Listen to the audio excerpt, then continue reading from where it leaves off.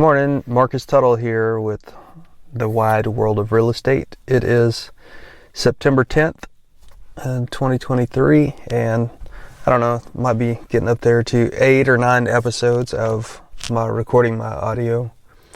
And if you stuck around or joined, I really appreciate it. I'm really trying to say something that might be of value in the real estate world, or using real estate as a career, or using real estate as an asset class. It's significant and holds some benefits and not benefits, but on a larger scale, it's what people leverage to achieve some financial means in the world, or to house their family and live their life. And I've existed using it as an asset class and how to feed myself and my family for quite some time, and felt like I've gotten, I felt like I kind of had enough for a lot of years and enjoyed my children. And I'll just say that what I enjoy is when people become vulnerable on a medium of a video or a podcast or some oratory, a book, some output of their own, and felt like, I honestly feel like I struggle to let myself be vulnerable, especially in a public stage. But I really want to get better, and I really would like to gain some influence and impart what I've learned as I learn it. So this is me doing that. I choose not to participate in a lot of the social media platforms. I know they're hugely popular, and I kind of think that, I struggle to make money utilizing these things, just because I think they're a little bit vapid, and along with some good content, you have to suffer through advertising, which is not where I think the meat of life exists, is somebody selling me something. But in true counsel, true introspection, true effort is where I feel like the good stuff in life and the rewarding activities of a person's endeavors. But I know that I do know the value of it. I've seen people in my own life achieve influence through getting the word out. And there is a definite, and one of the reasons I'm doing this is to amplify my message, hopefully amplify my message and create more relationships. So what I'm about is real estate acquisitions. I do help people transact brokerage services, and I am building a business within a real estate company called EXP that gives a portion of the company dollar through a network marketing angle for brokerage services. I understand that there's uncertainty. The government of the United States has artificially created a situation by printing money for various reasons. And I do think the reason that they created these bubbles, these distortions of currency, is to quell potential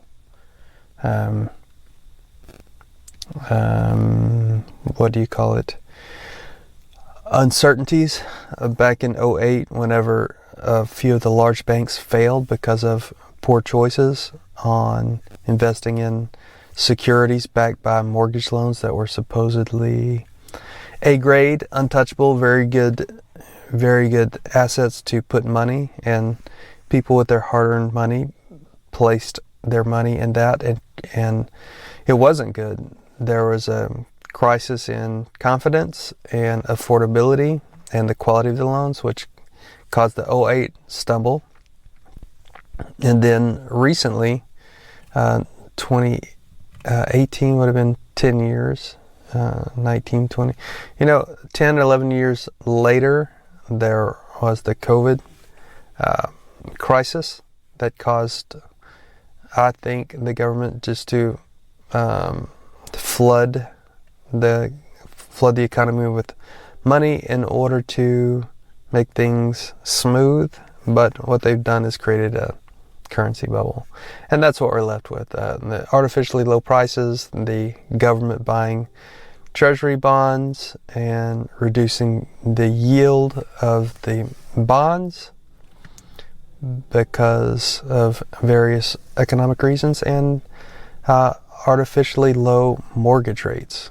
So here we are, people that have mortgages with low interest rates and high valuations, and yet still a need in the American housing sector, which is super local, for housing because of millennials in the age range that are buying houses, and for the aging boomer generation divesting and figuring out how they will age in place or pursue their next housing option, and divesting themselves of a, let's say, for example, just a large single family house. So in the midst of all this, there are increasing insurance rates because regional, or, well, especially in the regional areas along the coast, flood risks, climate change. So it all seems a bit chaotic.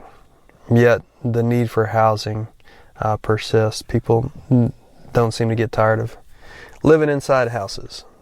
So we have relocated. I'll get to the part where I will attempt to be somewhat vulnerable with my personal information. We have relocated from our fair city of New Orleans that we lived from inside the city 2001 until 2022. So 21 years in this very, very interesting city with a bunch of quirks. Many times it's reminded me of the government at least has reminded me of some kind of banana republic. Our interesting parts are very attractive. People, there is a definite kind of le bon temps roulé attitude when our festivals seem to take precedence on our calendars versus the times that we work. There are times in the February and March range when we have to explain to the rest of the country that we just don't work for 2 weeks. And if you try to get anything done, if you try to travel from within a sector of where you live, you just can't get out because people are partying. And this is extremely attractive. This Mardi Gras time that's left over from the French and Catholicism, and just the fact that people like to take it easy during these periods is a whole lot of fun. The flip side is there's only so many hours in the day. I don't think that a city can hyper focus on great infrastructure while at the same time has this going on. Plus the fact that New Orleans has the perception and of bad governance, and our council and mayor in the city are powerful, so the populace that seem to become in office, they get to choose what the budget consists of and where their attention is. And our recent governor, our city mayor, has suffered some distractions, to say the very least, and does not have the time to focus on our badly needed infrastructure, our poor performing schools, and therefore we made the decision to relocate. And the portion of our income, a good portion of our income, comes from residential apartments, residential rental holdings inside the city. And Louisiana and New Orleans, they have a net population loss. Our insurance rates are climbing. The flood insurance rates are as well because of, after Ida 2 years ago, a few insurance offerings companies have left the city and left the state, and we're left to choose the state option. The insurer of last resort, the Louisiana Citizens or Louisiana Citizens Insurance, which is, well, I'm not going to pretend to understand where the money comes from, but it is a state chartered insurance company, and you can imagine what happens if there's only one game in town. And our utility company, the Sewerage and Water Board of New Orleans, is a monopoly. And if you ever want to study in monopolies, that is some food for thought on getting anything done, any kind of customer service.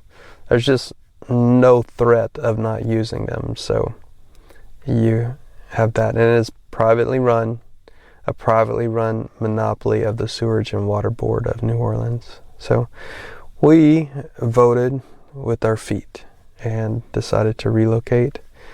And after visiting various areas, and I didn't visit every place, but whenever one of the clickbait spots would happen, I would just I made a little chart of some weird things, like well, for one, that is not unpopular is, where are you going to be safe in the climate change atmosphere that we're at? What state has the not high amount of mosquitoes? Happiness scales. I made a small little matrix. It was very unprofessional, but Greenville, South Carolina came on the board maybe a year and a half ago, so I went there, and I had heard some anecdotes from friends and acquaintances about South Carolina being a overall good state to visit, and I visited Greenville and had positive vibes from it. And we looked at school marks. We have young kids. Honestly, did not subjectively feel what my previous clients felt as far as pressure and the need to find a good school where your kids would achieve some academic success or be happy or be safe or enjoy their childhood. I just couldn't feel it without children, but I definitely am empathetic to this as well. What a driver a school zone is. Anybody that sells real estate or participates in real estate really has to understand how acute this compulsion is to do right by your children. And there we were. We started looking at school marks. Our kids came from a language immersion program in New Orleans. The government has put money and made associations with the French government and has a completely immersed school curriculum with a couple of schools there, and that's what we were in. We weren't quite able to match that, but we did choose a language school option. So our ultimate decision pulled us within South Carolina up to the border of North Carolina and the larger city not far away, and that is to Charlotte, the metroplex, the large urban area of Charlotte, North Carolina. And we've had some adjusting. The people don't seem as crazy, although here they are. It is a more rural area. Their economy had the rug pulled from under them over the last 20 years with the textile mills going elsewhere. The mill culture, largely textile mill, is interesting, and how their textile mills developed along railway lines, and then the housing for the employees of the mill, how it happened often on hills. So you have the name Mill Hill and a bunch of non-squared streets in rural areas. The mills sometimes powered with hydroelectric generators from the nearby streams and rivers. It's taken some getting used to. No Mardi Gras, no school break for Mardi Gras. People are more muted. They seem to speak on the street less. It seems a little more separate. The scale of the street grid is larger compared to New Orleans. And it definitely seems more English, of an English derivative than a French or Spanish derivative in New Orleans. So if you're within a culture, you often don't really appreciate it, but I definitely do now. A couple of other differences are that they're not on the Napoleonic Code, so operating in real estate is different. The cultural norms are different, so we've been adjusting, and our children have attended school. They miss New Orleans terribly. They make us go visit. We went there this summer. We had some projects there as well, so we spent a long hot summer of 23 in New Orleans largely, and now we are back. We started school, obviously it's September. We've been in school for a few weeks now, and the pace has resumed. We thought we didn't like it enough to stick around this little town, and considered another language immersion school inside of Charlotte, but honestly there's some timeline restraints and concerns over what the future would hold. We're honestly trying to figure out what to do and how to exist in this region. So it's grown on us. It's grown on us definitely. And the offerings of fresh air and wooded areas and are plentiful and very interesting and fun. It's just a lot less dramatic than New Orleans with our vibrant culture. So that's definitely something to consider. So if you are considering a move, I would suggest making a matrix of your own. But my offering to a listener is to, if you're going to take action on something or think about something, I really encourage you to look at what I've got as far as real estate. Are you pursuing a career in real estate? This is a bit of a pitch too, if it's not obvious. But look at a template that I've created, mostly from scratch, on Notion. It's a free platform. You can open up an account for yourself, and I don't get paid anything from Notion. I'm just I like what they're doing. It is collaborative, meaning that you can invite people into a certain area, like a database of your area, and communicate outside of emails, outside of text. It has a mobile app. But to boil things down into the crucial steps that you need to interface with a realtor or consider your options for a move or selling property, you just want not to screw up. And if you can go through life, maybe not climbing Mount Everest as an achievement, but mainly not screwing up what you got. That, I think there's a lot of wisdom in just not screwing it, not making your position worse, and making snap decisions, using the wisdom of others, reaching out when you need services. There are obviously people that do things better than you, and what does it cost? What do you have to give up to enlist those services? And addressing your bias and managing human error and efficiency as best as possible. I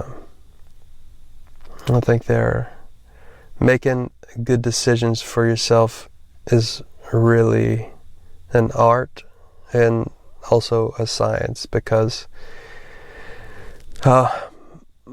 probabilities, causal factors are relatively low in future success.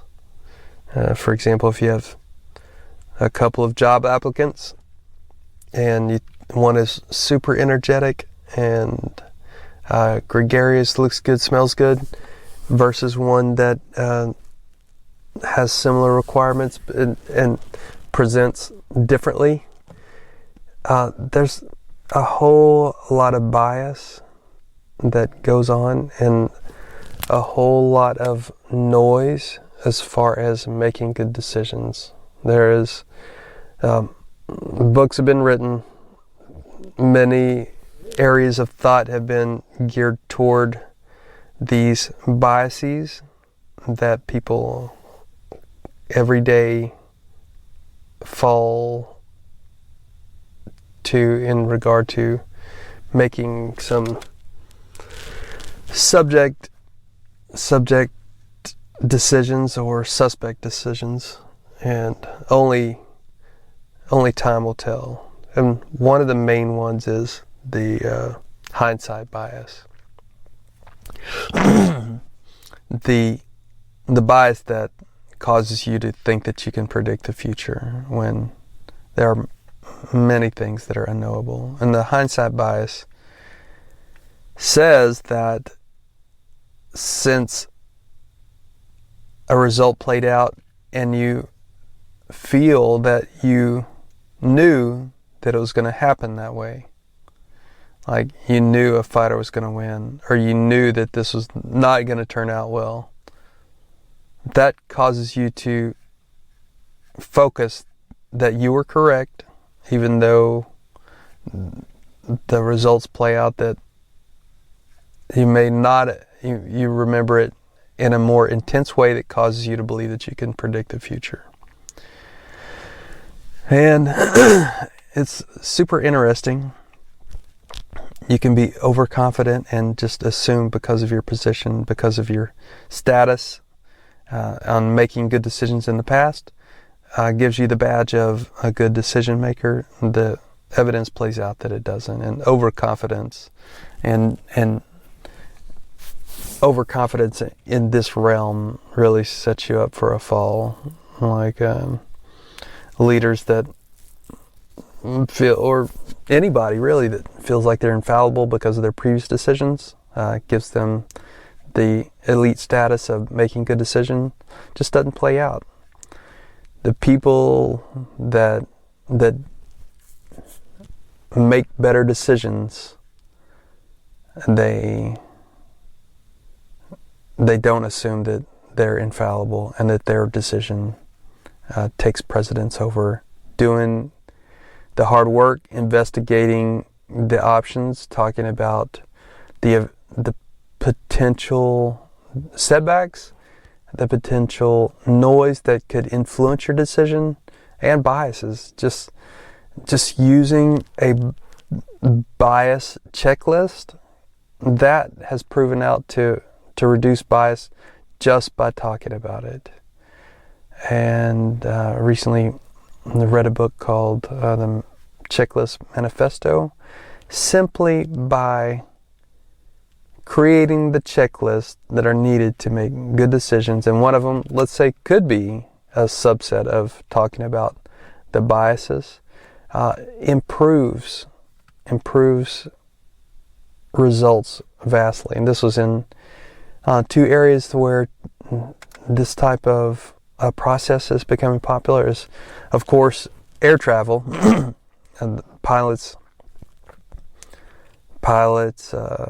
definitely need their checklist. They don't have to just mindlessly check insane amounts of data off just to feel good about checking the box and putting your initial by it, but just going through the necessary steps in maintenance, in takeoff, in emergencies, vastly reduces human error. And I think that's what we want to do. We want to reduce screw ups. And we'll all be a lot better if we reduce the obvious things that will get us into trouble. And the other area is in healthcare.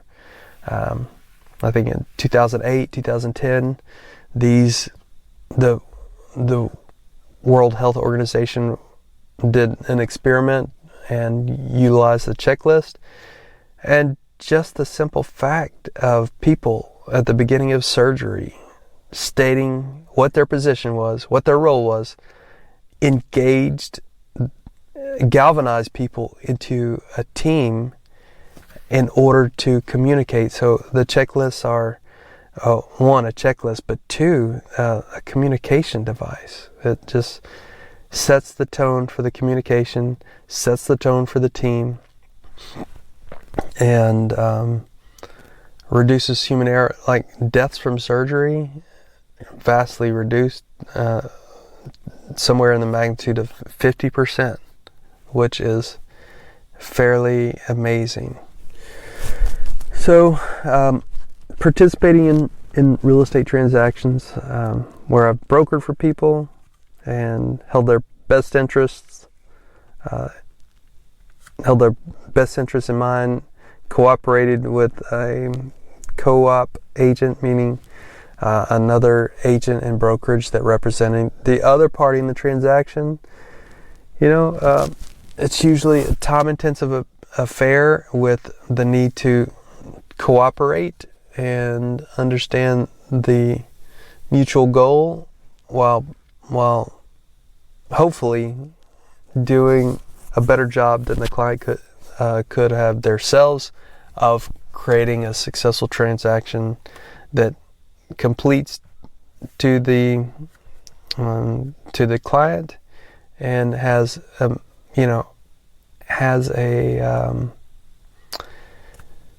a good chance of helping the client make a good decision without regard to the commission that the agent is making. And what you have in real estate is a team of probably 10 people when you consider the agents, the brokers, the principals, the appraisers, inspectors, loan people, title agency.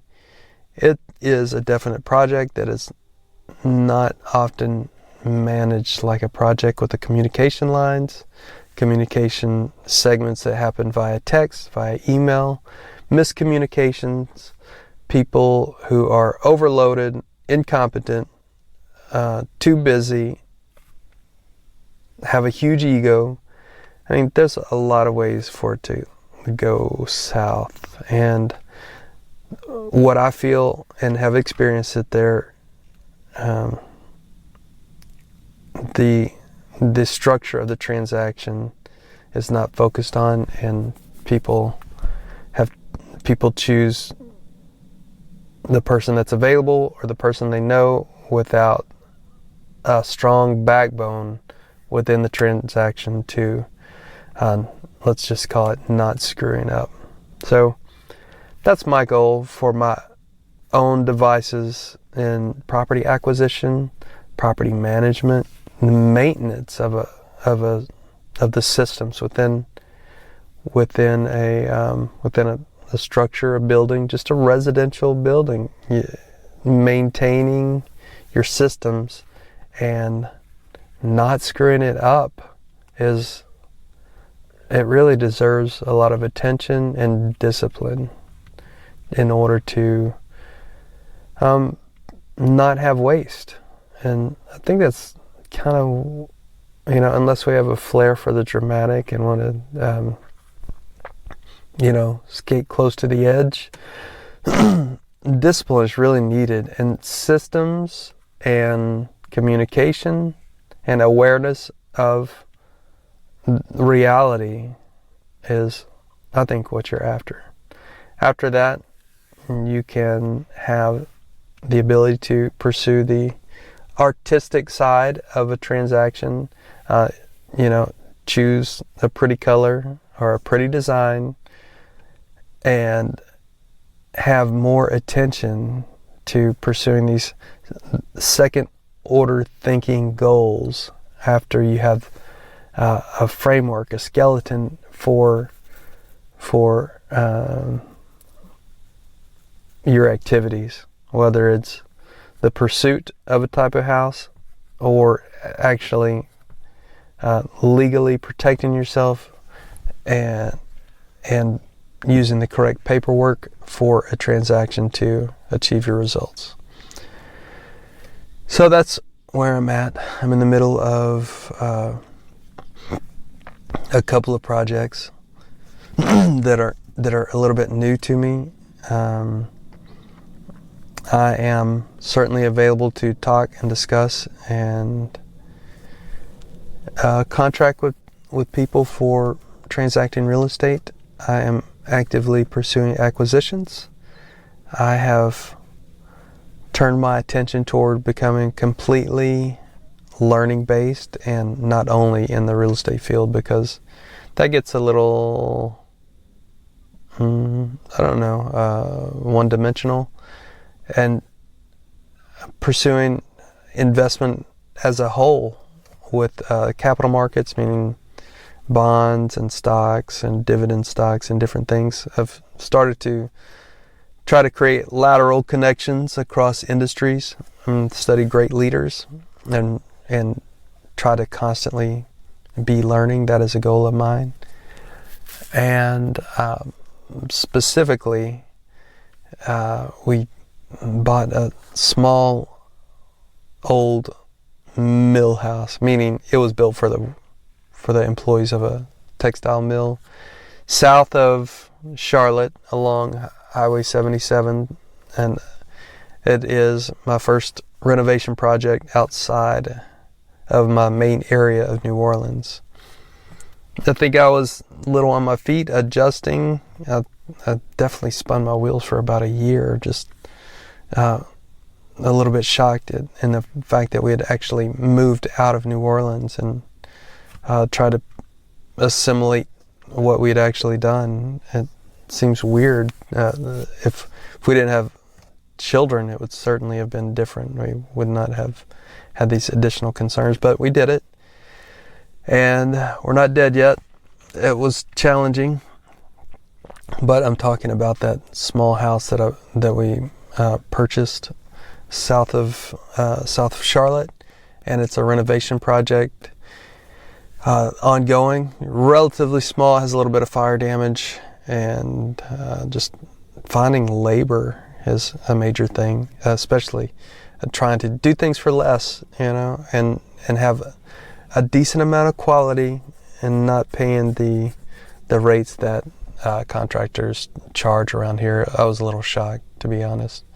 In New Orleans, you can usually find somebody that can do things less.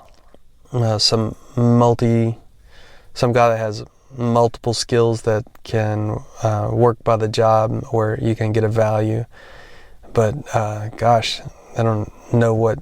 I guess the amount of people pouring into the Carolinas has really stretched the availability of tradesmen here. And if they are available, they've run their business to where they've figured out how to charge a premium for their services, and honestly was shocked. I had in our personal house, I tried to sell it a couple times. We had a couple of contracts fall out. One was because of the old wiring, which would have been much less of an issue in New Orleans. So that was a learning experience. So I had to do quite a bit of rewire. Honestly, I had a quote of $25,000 for a rewire on a 1550. That was our square footage.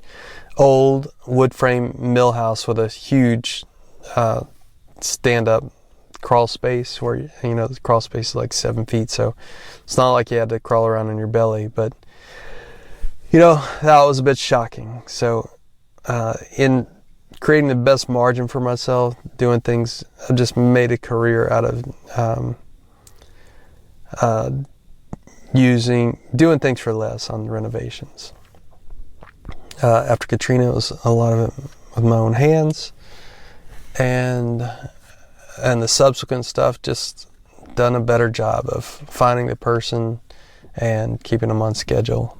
But here it's all new. So finding labor for that little mill house, checking the zoning. Another weird thing was in some municipalities, the owner can apply for their own permits and do work on their own house. I do think it's changing in North Carolina. I don't think they let the owner apply for building contracts on structures in North Carolina, but you can still do it in South Carolina, provided you agree not to sell your house within 2 years.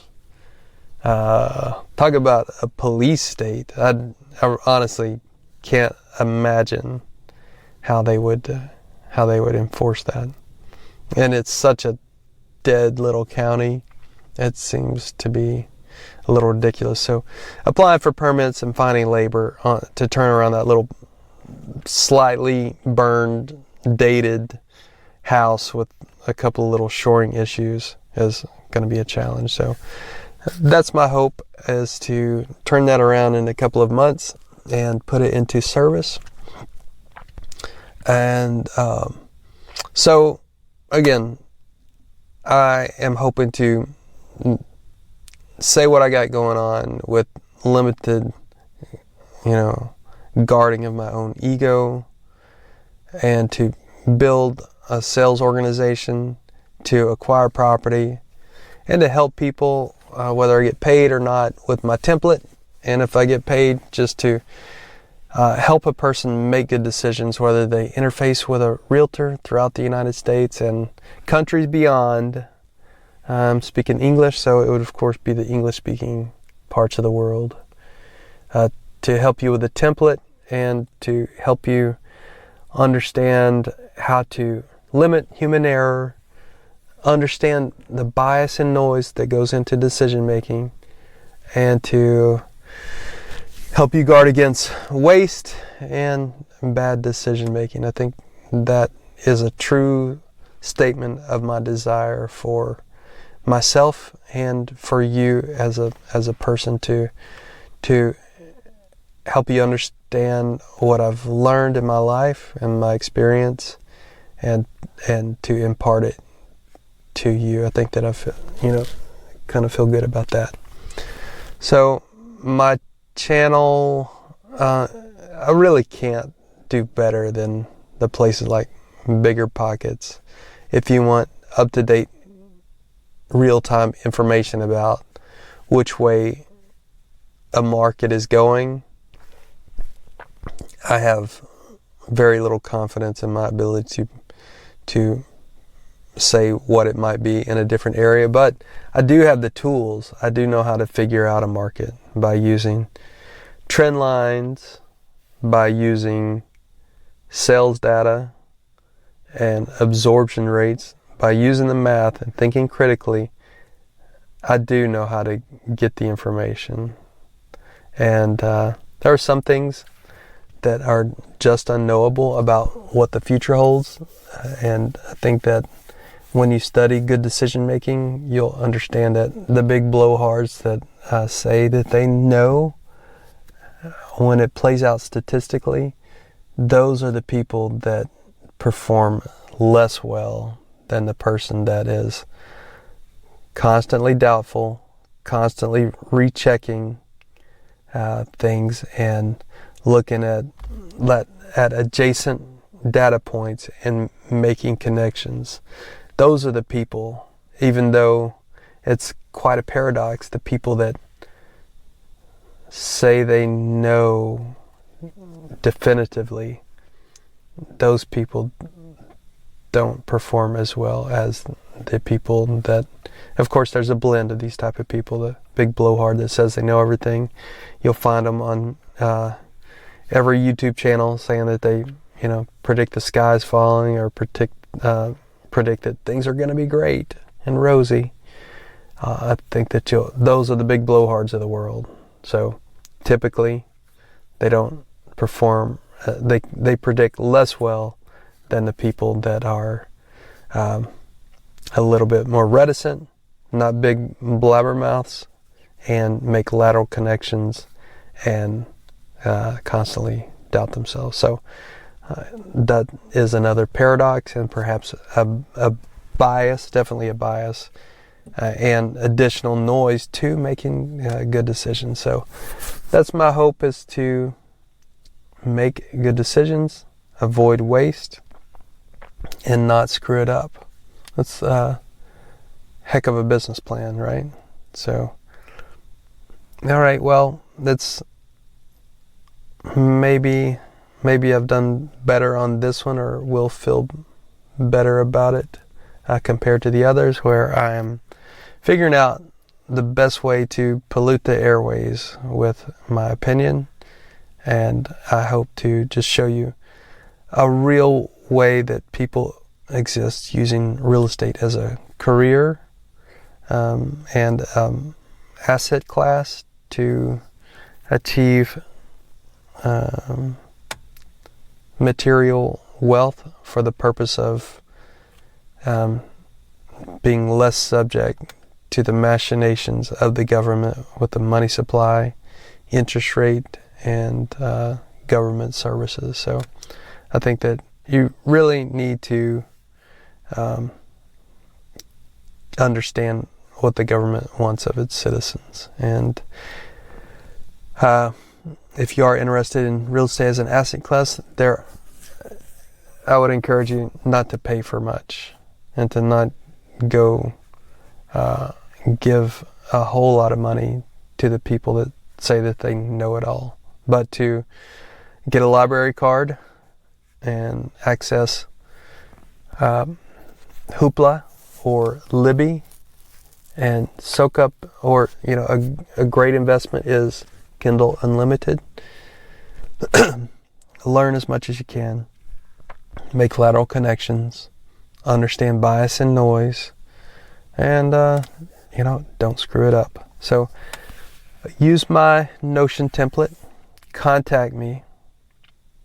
I'm willing to help interface with you, guide as much as I can. If you'd like a career in real estate, it is still an achievable license in most states, meaning that it doesn't require a whole lot of classroom time, and yet getting into this sphere is just not a bad idea, just for your own transactions, to soak up a lot of free training and do a lot of networking, and perhaps you could bloom into a professional that makes an above average income compared to the classroom time needed for the professional licensing. All right, well, 40 minutes-ish is kind of a good spot for me to be talking only by myself. And my hope is that it has given you insight, and I'm not going to pretend that it was entertaining, but to see what a real person is doing inside of this industry. So thank you again for listening, and hopefully you will give the subsequent episodes or previous ones a listen. So my Notion template can be downloaded at simplifiedhomesales.com in the top right corner for my ultimate Notion template. All right, thank you very much, and hope to have you join next time.